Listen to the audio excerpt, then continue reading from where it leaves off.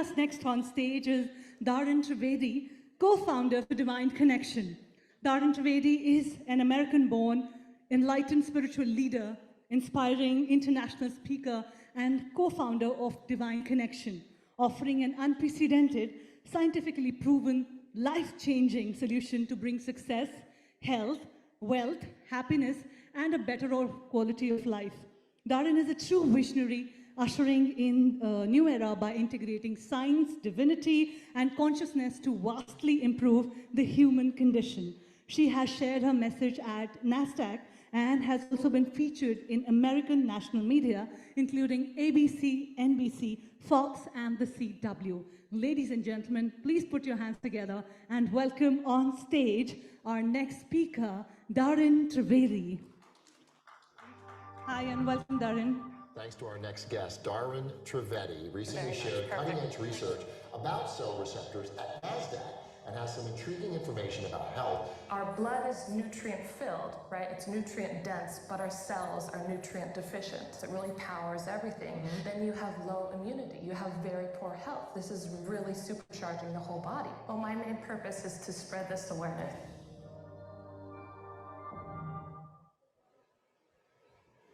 Can you all hear me?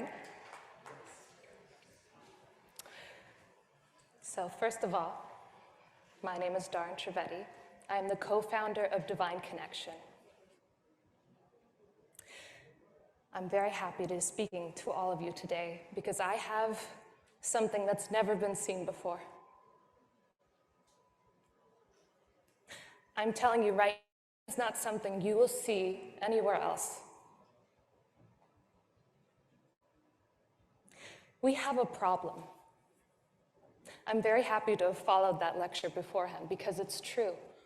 Mental health is a very serious problem. In fact, over 1 billion people are on medication. And there are billions of people who are truly on the borderline. They found that though the stigma of mental health is lessening, more people are talking about it, more people are discussing it than ever before. Studies have found that the actual number of problems are not decreasing, they're increasing. Now, I have a question. Why are all of us here? What's the point of having a conference like this?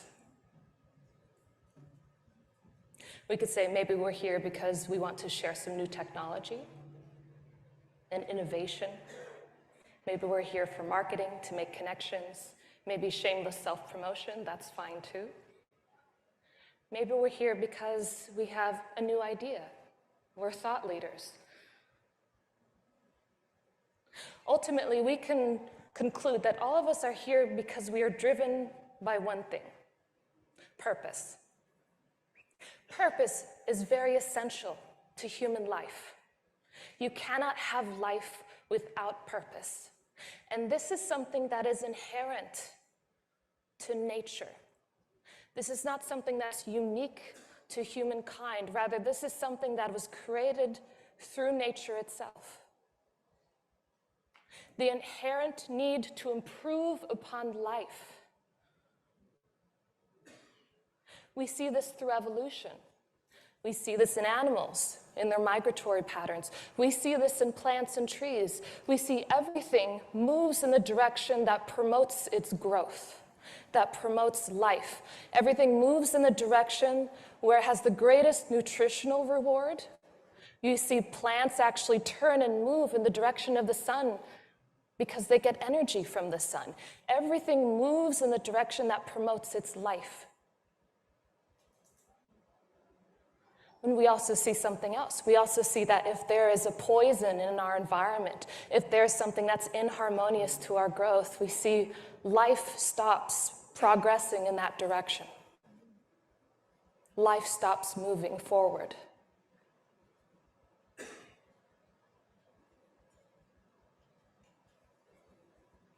Now, I'm here to present an idea to you.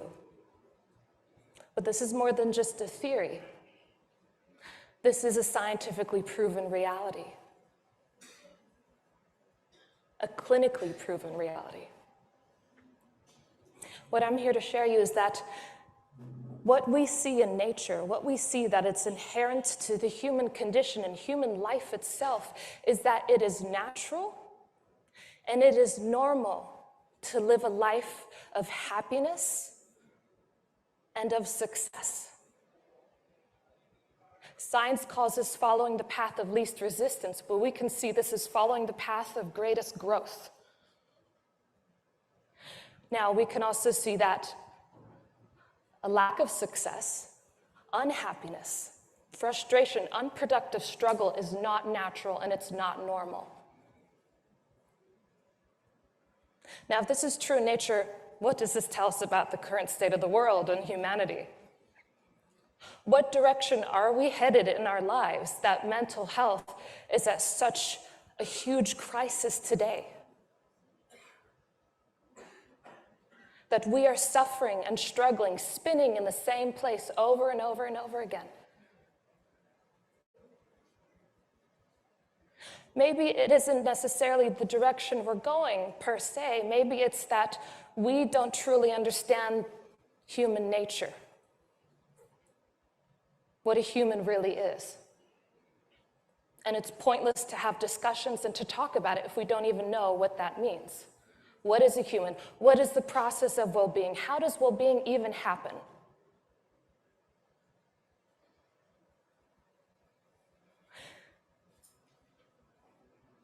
Science has no answers to mental health, not really. If you take a drug for anxiety or depression, right, you're dependent upon that drug. If you stop taking it, the anxiety and the depression return. Right? If that was an answer, if that was a cure, you wouldn't be dependent upon the medication to have good mental health, would you? A lot of what science does is it masks the symptoms. It makes us numb to the problem without actually treating the root cause of the problem. And science admits that its understanding of human emotion and mental health is very poor. It's well aware of this fact. It's not hiding it. It admits it freely to the world. In fact, if you were to talk to any neuroscientist, they would say that the human mind is one of the greatest resources we have, and at the same time, it's the most difficult thing to map. It's the most difficult thing to measure. If you were to take all the supercomputers in the entire world and use them all to map out one human brain, it would not be enough. Just one human brain.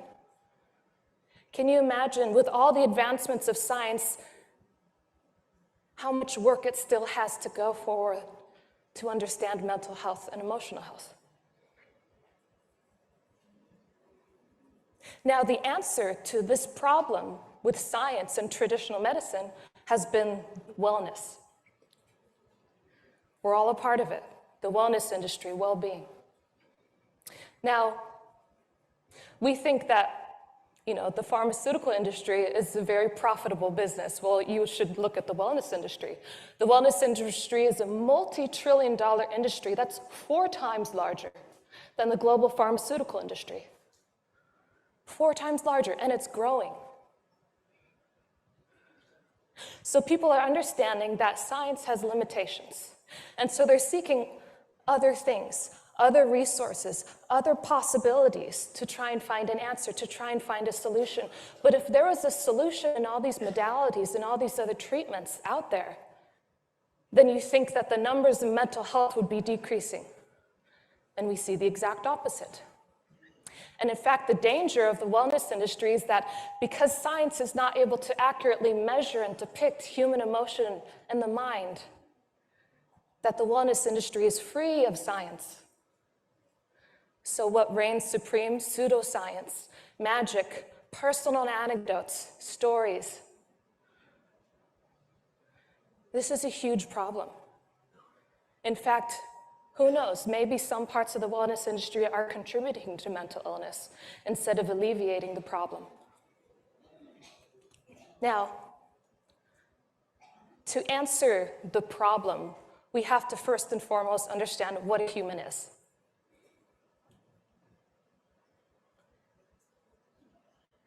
We understand that we have these inherent characters. that a human being is not just a physical body, that there's very much a mind and an emotional component that gives us this conscious experience. And though science cannot measure it, science has accepted that it's real, because science will always accept something when it sees an impact. It might not be able to measure it, understand the process in the same way that science doesn't necessarily understand gravity yet. A lot of it is still theoretical, but science can see an apple fall from a tree and conclude that there is a power, there is an energy, there is a process behind that. So in the same way, science understands that emotions, right, this mental aspect of life is very much inherent to us, just as our own physical bodies are. But it doesn't necessarily understand its nature, its function, the process behind it, where these thoughts and emotions truly come from. What is the point of having emotions? What is life telling us through our emotions? Now, these inherent characters are characters such as compassion, love, affection, empathy, sympathy, caring, sacrifice. And these characters, they ultimately guide our behavior. They instruct the personality to manifest into whatever we see today. It could be a behavior of someone who's dishonest, someone who is a person of commitment, somebody who is responsible, someone who's prone to violence. And the unfortunate thing is you see a lot of people focused on behavior-based methods to treat these inherent characters, when it's the inherent characters that determine behavior. Now, if we go into neuroscience, neuroscience says that first and foremost, the brain must be orderly in order for thoughts to be orderly. And thoughts and emotions are intertwined. And for thoughts to be orderly, then our actions are orderly. It does not work the other way around.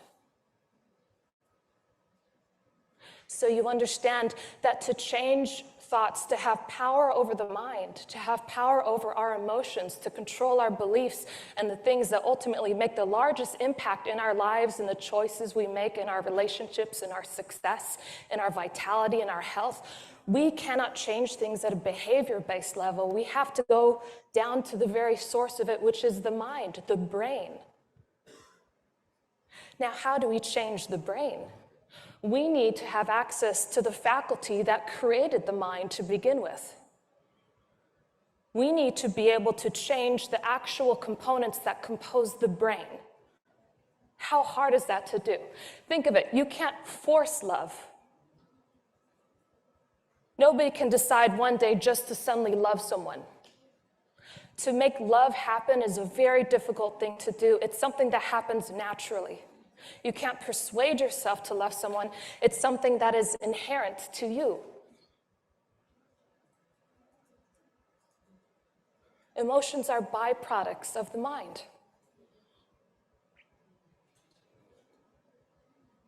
So, if we need to understand what creates the mind and what determines our thoughts and our emotions, we need to understand that, first of all, what is a human?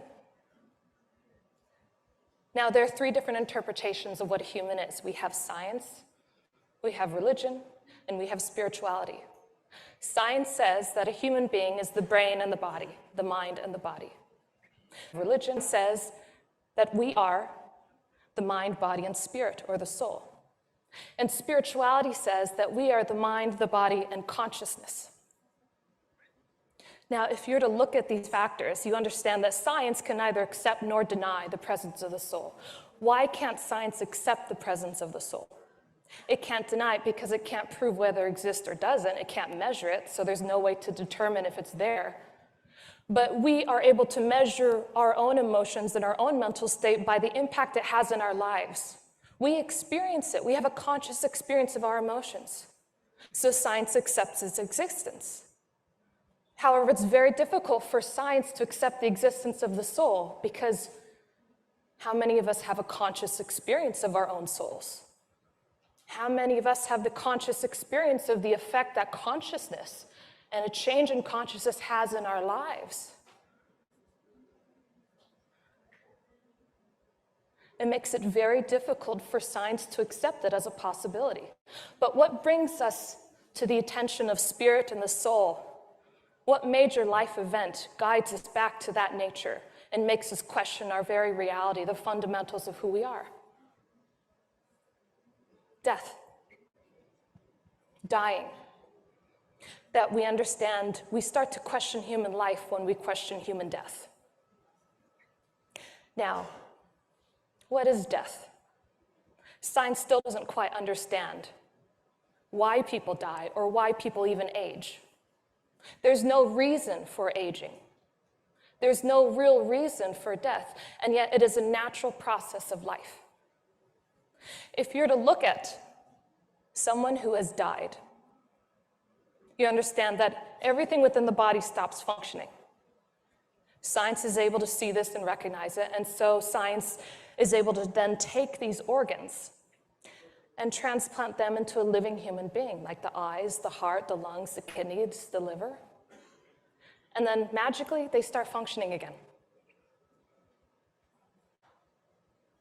So science has actually hypothesized something, that there must be some kind of factor X that operates the brain, which is also an organ, as well as the rest of the body, that is present in a living body, but is not present in a dead body. And it calls this factor X because it can't call it the soul, right? It starts to merge into spirituality and religion, and we know the conflict between those two. Now, if we look at this in the perspective of religion, we see that this is the presence and absence of spirit, of the soul. And spirituality recognizes it as the presence and absence of consciousness. Now, if we were to accept this factor X as possibly being the soul, what does that mean? That means that in order to operate and get full efficiency out of the functioning of the human body, the mental body and the emotional body, we need to have an effect on the brain. And the thing that orchestrates the organ and the functioning of that organ is ultimately the soul. There is nothing on this planet available today that is capable of empowering the soul.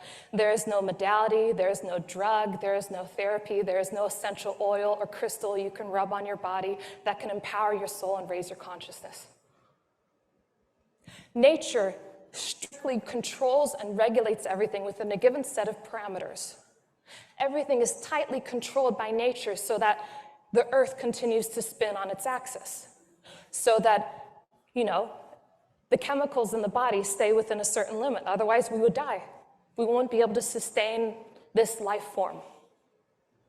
Nature controls everything. We can consider that nature has consciousness because nature and life,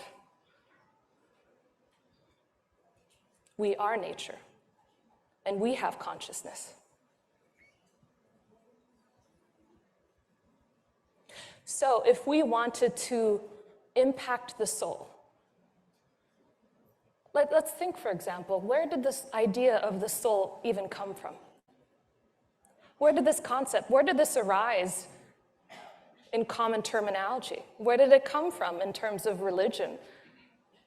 How did it become a word that we refer to today?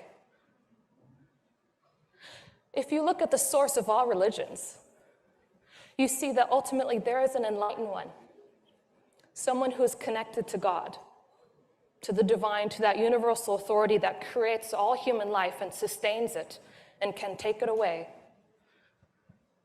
And we understand that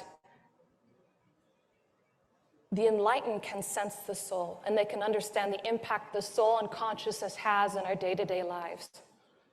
Why? Because their consciousness exceeds the consciousness of nature. If your consciousness exceeds the consciousness of nature, then you can surely change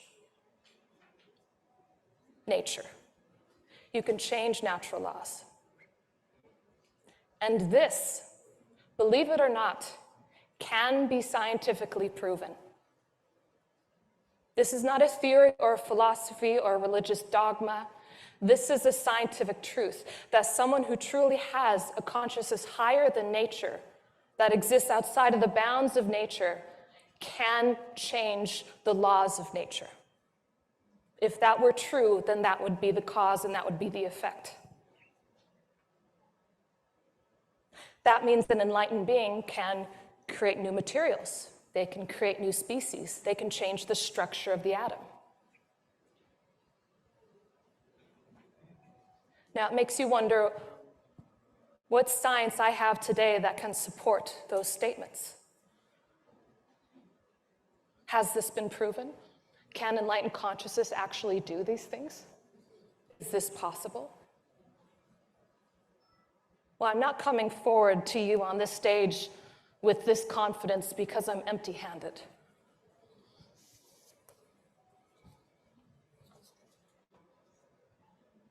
Over 2 decades of research, with over 6,000 science experiments in life sciences and material sciences, in universities all over the world, more than 650 publications in peer-reviewed science journals, available in over 2,000 universities in over 130 countries. And I'm not talking about small universities, I'm talking about Harvard, Princeton, Yale, Stanford, MIT. I'm talking the National Institutes of Health, have all indexed these science papers, demonstrating that enlightened consciousness can change the structure of the atom, that enlightened consciousness can change all living organisms and non-living materials at a DNA level, at a material and atomic level, and they can all be measured and quantified in a scientific laboratory. Now, on top of that, what does this have to do with mental health? What is changing the structure of the atom? What do all these things have to do with well-being? Well, all of these studies, all of this work, all of this research has culminated into this. This, what I have before you today, is one of 3 publications in peer-reviewed science journals on our clinical trial on the impact of divine grace, divine blessing on the empowerment of the soul and how it consequentially affects human life and well-being. This is a 6-month clinical trial, all testing the psychological effects of mental health. And here I'm telling you that the results are unprecedented and something you'll never hear of. That hormones, oxytocin, was increased by nearly 200%. Neurotransmitters, brain chemicals, dopamine increased by nearly 422%. Immunity markers improved by 25%. Oxidative stress, 65%. Anti-aging markers enhanced by nearly 700%. Nutrient absorption, vitamins D3, C, B12 increased by 65%, 57%, and 15% respectively. Insulin improved by 88%, cholesterol, LDL reduced by 30%, inflammatory markers reduced by 95%. These are just a few out of 100 blood parameters that we measured and compared. Now, let's just point out the last point real quick, inflammation. We know, as Sadhvi said, how significant inflammation is to the many prevalent disorders that there are today, many of our health problems. You can understand that chronic inflammation plays an important role in the development of Alzheimer's, in cancer, in diabetes, in neurological disorders, multiple sclerosis, cancer. Many of the problems that we see so commonly today. This is done through divine blessing. This was not done through any behavior. by changing anything at a habitual level, by giving them a drug or a hormone or anything. This was strictly done through a divine blessing administered through enlightened consciousness.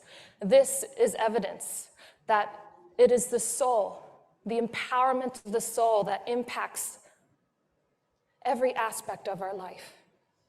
Anxiety, depression, stress, poor quality sleep, poor relationships, financial struggle, every aspect of life. And if we can empower the soul, we can empower our lives to live a quality life and a life worth living. So science is missing the soul, and we need to put the soul back into science. So, thank you.